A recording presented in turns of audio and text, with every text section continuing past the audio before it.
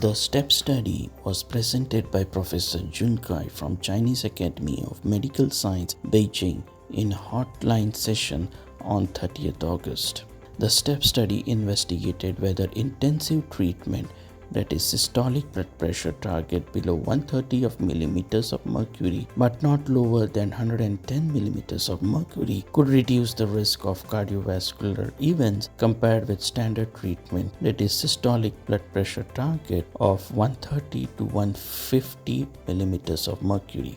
In a total 8,511 patients aged 60 to 80 years with systolic blood pressure of 140 to 190 millimeters of mercury during 3 screening visits or who were taking antihypertensive medications were randomized. The primary outcome was a composite of stroke, acute coronary syndrome, acute decompensated heart failure, coronary revascularization, atrial fibrillation, or death from cardiovascular causes. The secondary outcomes included the individual components of the primary endpoint, death from any cause, major adverse cardiac events, and renal outcome, that is, a decrease in renal function or development of end-stage renal disease.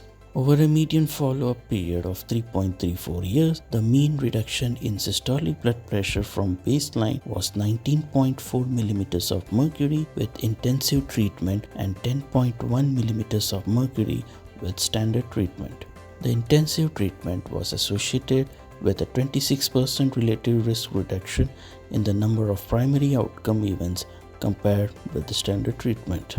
The intensive treatment was also associated with a 33% lower relative risk of stroke and a 33% lower relative risk of acute coronary syndrome. The incidence of safety outcomes and renal outcome did not differ between the groups except for hypotension, which occurred in 3.4% of patients in the intensive group and 2.6% in the standard group. Thus, active control of systolic blood pressure to below 130 millimeters of mercury in older hypertensive patients as compared with below 150 millimeters of mercury resulted in a lower incidence of major CV events with no increase in renal injuries.